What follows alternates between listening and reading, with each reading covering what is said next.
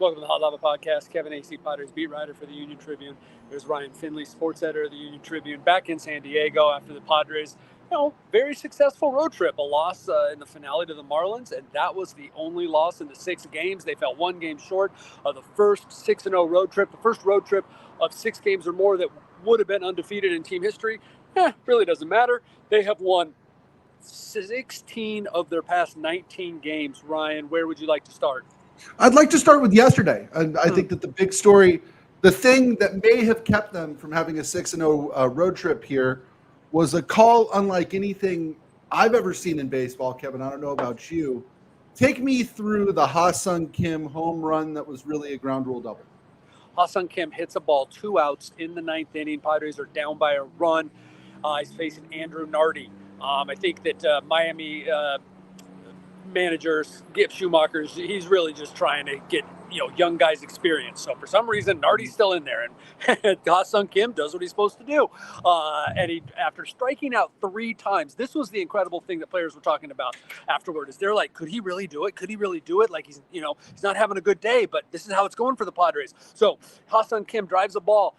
It hits the padding, crooked padding, by the way, on top of the wall in left field, gets just past the left fielder, Kyle Stowers, a Christian High grad, which is neither here nor there, but I do that all the time.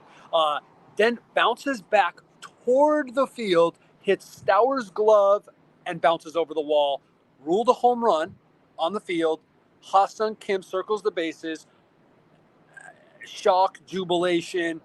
Padres think they've tied the game, but very quickly, basically before Kim had crossed home plate, as they can do, and if it's not obvious, they're going to review every home run, and they reviewed this. And the ground rule is that if the ball in flight hits, the ball hits a wall, and then a player, and then goes out of the ballpark, it is a ground rule double.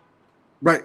This is not like a fly ball hitting Jose Canseco's head, bouncing off his head and over the wall. Then it's still in flight. Yes. Right. It's not like it hitting a fielder's glove. The fielder hits the wall and the ball goes over. That's a home run. This is something different. It hit the wall, then his glove, then went out of play. Right.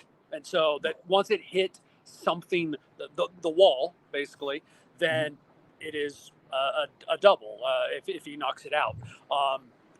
They might have been better if he'd knocked it and then Kim gets inside the park home run. Who knows? But they got a ground rule double. Luis Campusano strikes out, and the Padres lose by 1 run. Look, this is why it's so impressive that they are 16-3. Like they won some games. You could argue they shouldn't have. They won 3-4 games on this trip that the other team was lamenting that they could have, should have, would have won had the Padres not come through in big moments, for sure, but also got a little fortunate.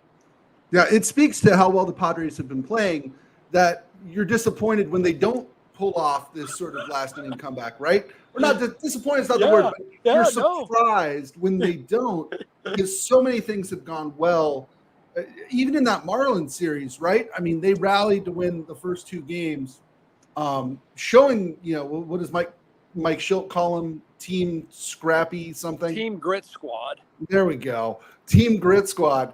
They're doing the Team Grit Squad stuff, but they're also living dangerously. And I think that, one of the things that we try to provide on this show is some context, is a little bit of complexity, right? This is a team that just went on the road to play one struggling team, one objectively terrible team, and had to rally most nights. And there's a pattern here that's familiar to people who've been following the Padres so far.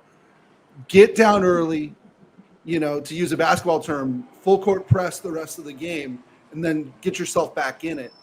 That's not going to work in October, is it? Well, it would really be something special, right? You're right. It would really be something special if once you are, let's give them, I'm with you. I don't want this to at all take away from what the point that you're making here. Before the trade deadline, they went on that trip and played two really good teams and took 2 of 3 from the Guardians and from the Orioles. I believe that they are a team that is good enough to beat anybody in the league when, they're playing like they can. And you can't say that about more than a handful of teams. But you nailed it. And to me, okay, they've gotten 2 quality starts in the last 12 games, I believe it is. They're middle relievers, the guys who have to pitch in higher leverage situations when the high leverage guys are down, or the middle relievers are the guys who have to take a 1 or a 2 run lead or deficit and keep it at a 1 or 2 run deficit. They have not been doing well. There's your real problem, though. Look, yesterday there were 2 errors early that led to 3 unearned runs. Matt Waldron and 2 other pitchers gave Jake Berger pitches to hit when Jake Berger might be the Marlins' only legit major leaguer at this point. And I exaggerate only slightly. They are leaving a lot of guys on base early. And this is you're playing the Dodgers, you are playing the Phillies. Most likely that is going to haunt you. Yeah, let's talk about the bullpen there for a minute. Yuki Matsui seems to really be struggling. Jeremiah Estrada is now showing more of what we would expect from essentially a guy in his first full season in the big leagues. Ups and downs. How problematic has this become, and are there any solutions? I mean, we're 2 weeks removed from the trade deadline. It's not even something that we notice if some of these other things, right? Like they were pressed into with the rain. Dylan Cease only goes 1, so then they got to do 8 innings. The bullpen does at the start of that road trip, which is going to be the start of the first of 9 straight games, 9 games in 9 days. So that's a problem, right? And this was bound. It's amazing that they were able to get through as well as they did before having yesterday. But it wouldn't even be something we're talking about if they got a 6-0 lead or something, right? Like easier said than done. But they basically, after that first game, they didn't do it. So like they were down or it was very close in every game. And so, well, since they had 5 straight comebacks and 4 of them in the 8th inning or later, they were down. If we're going to say, hey, this is a team that's now 12 games over 500, we expect them to be a playoff team, we expect them to be a championship contender, we have to look this deep and go, hey, there's going to come a time when Jeremiah Estrada is going to have to come in and he's going to have to get some crucial outs. So how do we get this kid who has had a rough season physically? I mean, he was terribly sick. He's in his first full big league season. He really didn't pitch that much in the minors when you talk about injuries and illness. How do you get him to where he can be effective at this point in the year and later? Yuki Matsui, hey, how about you don't throw balls down the middle? But the real thing is, like, their bullpen's deep enough, man, but not when you're on a 6-game road trip that started with you having to cover 8 innings, and then you only got one quality start in there. I think they got it in this trip. Yes, Martin Perez. So like that doesn't work, man. So I'm going to stick up for the bullpen a little bit because the guys that you're expecting to pitch your higher leverage situations, they mostly have been doing exactly that successfully. Well, and you get into this sort of weird spin cycle too, where the Padres send down Randy Vasquez because, gosh darn it, they need long relief, and then they bring up Johnny Brito. Johnny Brito may have been the star of Saturday's game. Right? Amen. Yep. Right. But then they need more long relief, and so you got to send Johnny Brito down. You call up Thompson, right? Sean Reynolds. Thank you. Sean Reynolds. I don't know where you got that, but that happens to me all the time. But go ahead. Don't the Diamondbacks have a guy who looks like Sean Reynolds, big tall guy who they got from Tampa? I want to give that to you. Yeah, I want to. Give that to you. Give me that. Anyway, but then they go get, Reynolds because again they need some long relief, and he pitched yesterday. But at some point you're going to run out of guys, and at some point you're going to run out of sort of rationale. That is why starting tonight, I think it's so important. Joe Musgrove returns from the injured list tonight. The Padres open a 3-game series against the Pirates at Petco Park. Where is he physically, and what's the expectation? And guess what? I mean, best case scenario, it gives you 5, so you've got to cover 4. I mean, It would be at 60 pitches or so. It would be pretty cool if he went 4. So now you've got to cover 5 innings, man. Right. And I mean, so I don't think that if they are in position to chase a victory, that Mike Schultz going to chase it that hard tonight. I think that if he does, I think that's a mistake. And I don't know how many times that I would definitively say that about this manager here. I'm very reluctant to say it about any manager because almost the worst manager in baseball knows more about baseball than me, and he knows more about the health of his players and what's happening with his team than me. But the fact is, like, he's not going to throw a bunch of higher leverage guys at a 1 or 2 run deficit tonight because they pitched a lot lately, man. So Jason Adams gone 3 of the last 4. Suarez and Scott didn't pitch yesterday. They had gone 3 of the last 4. Morahone probably could go tonight. And I think Suarez and Scott could go, but we're talking about in 9th inning. And they would love to just stay away from both of those guys. So, like, again, Joe needs to get those 4, right? Anything more is a bonus at this point when he's coming back after 77 days, had 1 rehab start that got up. He was up 4 times. It was like 3 in the 3rd innings. And they need to score some runs. I think is it Jake Woodford tonight? It was just announced this morning. And the Padres saw him. I think he did multiple innings in relief against them. And I think that was last Tuesday. So, I mean, it's a gettable guy for sure. He started some games for him, but he's a guy. He's a young guy. So it's time to score some runs. And hey, look, they've ended up with 7, 8, 9 runs in games. It's time to score some runs early. Yeah. Well, and it's part of it too. And it's easy for me to say sitting on my butt here in my home office. Every once in a while, this team needs an easy one, right? Every once in a while, you can't be pressing and trapping, so to speak, the whole game. You can't be pushing the whole game. That's just not sustainable. They've been great in 1-run games. They've been great in extra inning games. It's not sustainable, yeah. But it's not sustainable. And to keep your pitching staff intact and to keep things from getting kind of out of control, you do need an easy one here and there, right? You just do. You do. And it's not sustainable. It's exhausting. It's I guess part of the not sustainable is there's some luck involved or like, I mean, that's why you play 162 games, man.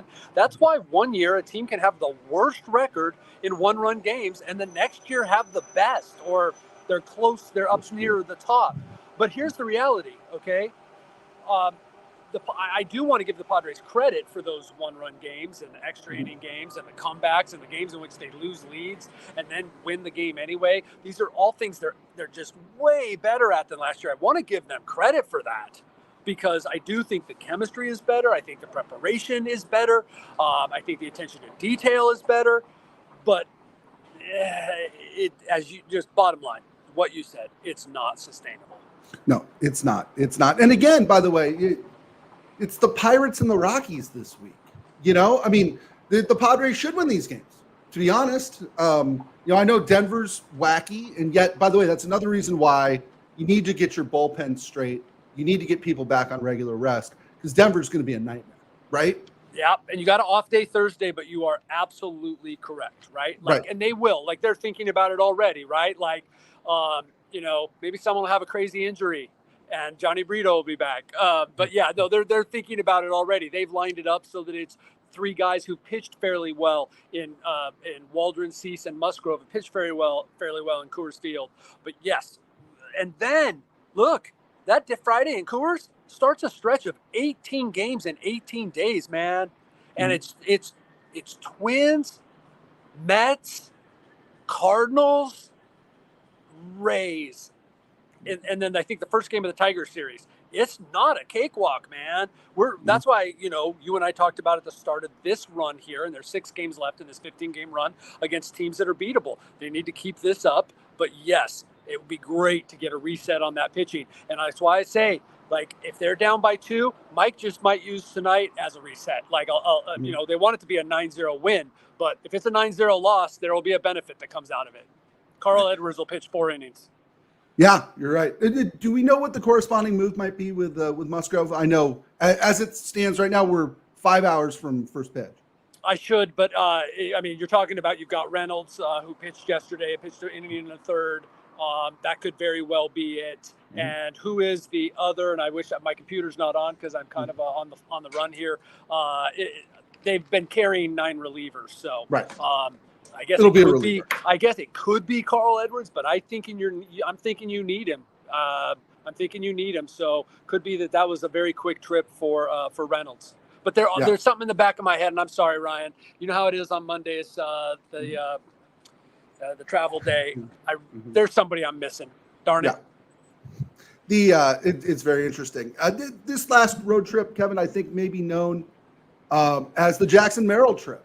Somebody who continues to do some impressive things. Right now, he is tied with Mel Ott for most. What was it? Game tying or go ahead home runs after the whatever by a guy 21 and younger.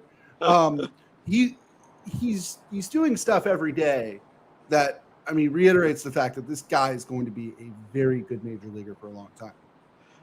He is, and that's the thing is, like, I am somewhat dismissive of what rookies do, right? And like a rookie can get hot. He's here for a reason, right? He's a talented player. People have never seen him before. The Marlins aren't that good. Whatever things you want to say that explain why guys win Rookie of the Year awards and are never heard from again, basically. That is not Jackson Merrill. I don't know that he's going to be a 300 hitter. I don't know that he's going to have an 820 OPS and go 25 bombs every year. I don't know that. What I know is that his consistency, his knowledge of the game, his unselfishness, his unflappability, these are things that mean that this guy is a player. And he acknowledged the other day, and I'd written about it, but he finally acknowledged it, that there was this one short period in which he was pressing a little bit and trying to do more, trying to swing for the fences, perhaps, putting some pressure on himself. One short period. A kid that has hit all these important home runs, had all these big games, has gotten all this attention, and yet, except for one little short period in his rookie season as a 20-year-old, he has just been the same guy, just trying to put the ball in play and let his talent play. And that is why you are, I think, correct about his major league career and what it can be. Right. He's an all-star as a 21-year-old. He's a candidate for Rookie of the Year. And we'll put a pin in that question till later. But certainly somebody who has a flair for the dramatic, too. Again, it speaks to how well he is playing. He leads off the 9th inning yesterday at their last stop, and it's in Miami. You're surprised that he didn't reach base, right? He pops out, and you're like, oh, well, where's the home run? It just speaks to how well he's been playing. Hey, let's talk a little bit here about the next 3 days. It is a 3-game series, Padres and Pirates at Petco Park. Hold on real quick. The Pirates were 1 game over when the Padres arrived in Pittsburgh. Right. They had lost 1, but they were 56 and 55. They have lost every game since. So They're on a 7-game losing streak. They just went and got swept by the Dodgers, so it's been a little tough. This was going to be a test for them. They lost 2 or 3 to the Diamondbacks, all 3 to the Padres, all 3 to the Dodgers. The Pirates are who you basically thought that they were, right? Like a team with some good pitchers. I think they've got some good young players. They got Andrew McCutchen at the top of the lineup, who gives you a real solid at bat. Still, he's a veteran, but look, they're a team that, the Padres are like, okay, all right, we got this. And they're a team that makes, mistakes that young and pressing teams make. And it reminded me, actually, both of these series reminded me, but that Pirates series really reminded me because I think that they are a team on the come. I think where the Marlins just, they weren't good and then they gave away everybody. They're a AAA team now. With like some other guys, it's like a AAA team with some major leaguers on rehab assignment. That's what they look like. But the Pirates are a team that could be good, has some really good pitchers.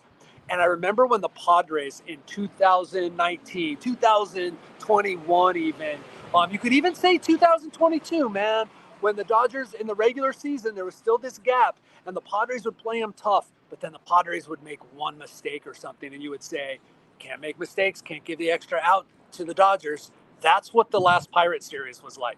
The Pirates could have won all 3 of those games. They made crucial mistakes. And yes, the Padres answered the bell. Yes. But the Pirates made crucial mistakes in every one of those games to either allow the Padres to stay in the game or allow the Padres to go ahead. And so that's it. That's the kind of team you got to beat up on.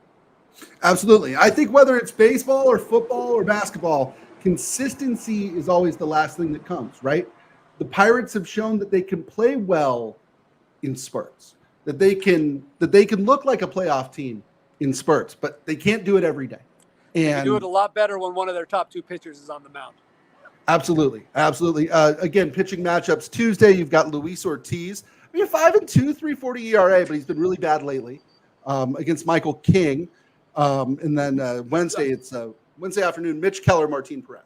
Is that what it is? Okay, I had it as Perez King, but I'm sure that you're right. So if I'm wrong, Jeff Sanders is wrong. So no, then Jeff has it. That Jeff is always on it. So that's good for me to know, even though, again, I'm just trying to put one foot in front of the other this morning. It's one of those days. The Padres did not see Keller. Keller got ripped by the Dodgers. The Padres did see Ortiz. Look, Manny Machado hit a 2-run bomb in the first inning.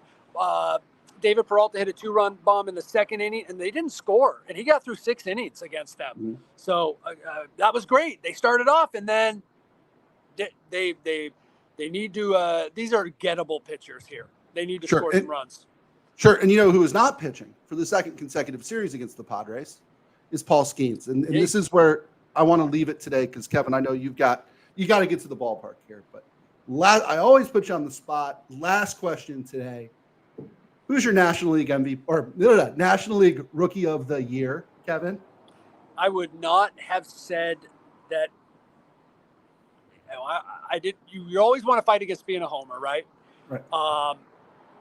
And I would have said it was going to be tough for Merrill, and it still might be because the national media darling has been Skeens all year. Right. He seems to have caught their imagination. Jackson Merrill on this trip did exactly what you need to do to break through the narrative, to put yourself on the map. If it just was this people looked up at the end and were like, oh, well, there's this other rookie and look at his numbers. They're pretty good. But, Paul Skeens, he's the guy I've been watching all year. Well, Jackson Merrill was on all the highlight shows, this week. Jackson Merrill's being talked about. Jackson Merrill's all over social media. So Rookie of the Year voters not only are saying, especially if they've seen the Padres play, hey, this is a really good player. They've noticed the impact player that he is. I think Jackson Merrill's got a shot. To me, you give the nod to an everyday player.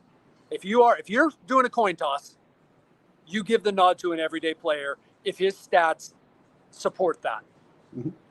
What does Paul Skeens do? He's got 7-8 more starts. Yes, he faced the Dodgers the other day, but that was his, one of his bad starts. He hasn't been as good lately. Mm-hmm. I would say now this race is up for grabs.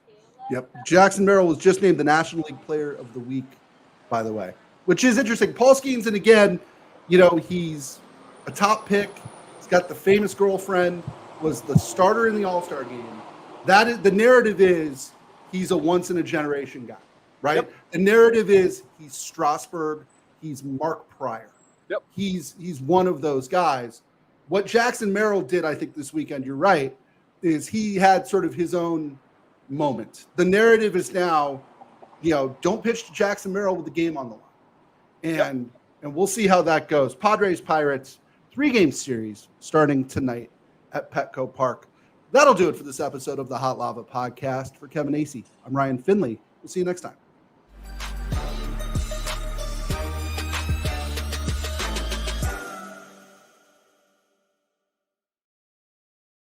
It didn't.